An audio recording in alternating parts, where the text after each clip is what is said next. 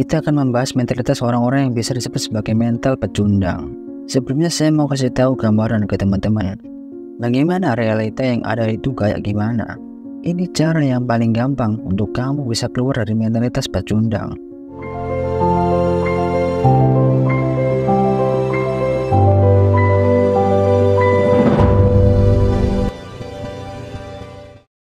Coba kalian bayangin, jadi di diri kalian ada suatu tembok. Terus bayangin muncul sosok diri kalian yang kedua. Tapi diri kalian yang kedua ini adalah versi kalian yang terbaik yang pernah ada.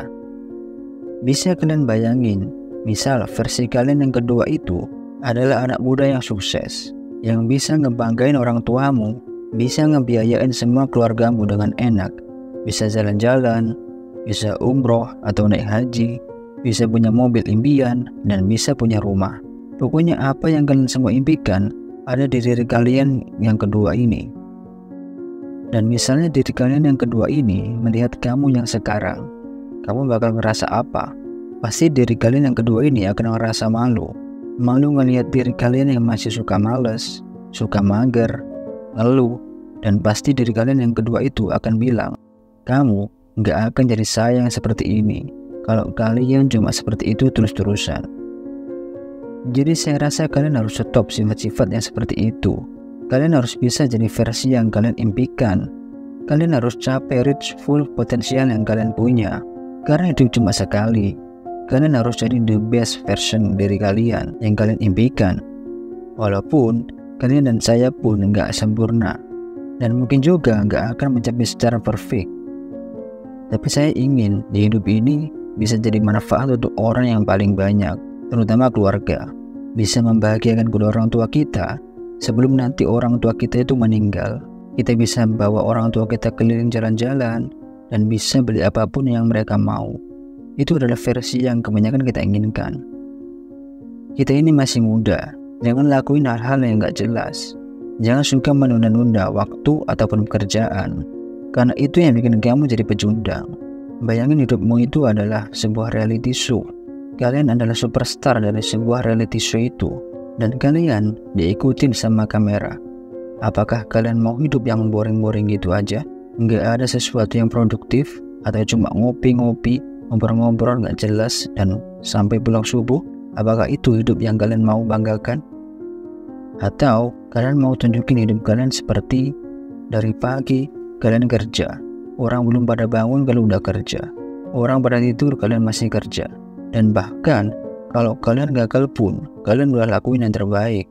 Itu nggak jadi masalah, dan kita bisa belajar dari kegagalan itu. Tapi kalau kalian banyak alasan, saya nggak punya akses, nggak punya relasi, nggak punya ini itu semua cuma alasan, bullshit. Apalagi yang paling bahaya adalah jangan merasa kalian yang paling susah hidupnya. Itu yang nunjukin kalian punya mentalitas pecundang seumur hidup, sampai kamu sadar bahwa masalahnya itu ada di dalam diri kalian sendiri. Dan faktor internal kemiskinan secara struktural itu betul. Dan faktor eksternal, emang kita nggak bisa milih dilahirin orang tua yang miskin ataupun yang kaya. Kalau kamu mau jadi orang sukses, mau keluar dari mental pecundang, ya kamu harus fokus sama dirimu sendiri. Artinya apa? Kamu berani ngomong enggak. Steve Jobs pernah bilang, sukses itu bukan cuma kita ngomong yes to opportunities, tapi justru bilang enggak. Bilang enggak ke hal-hal yang mengganggumu dari tujuanmu. Misalnya, kamu lagi jualan live di TikTok, dan setiap hari kamu harus lakukan live TikTok. Tapi, di sela-sela lagi ngembangin bisnismu, ada temanmu tiba-tiba ngetelepon, ngajak ngopi, nongkrong, dan kamu akhirnya nongkrong.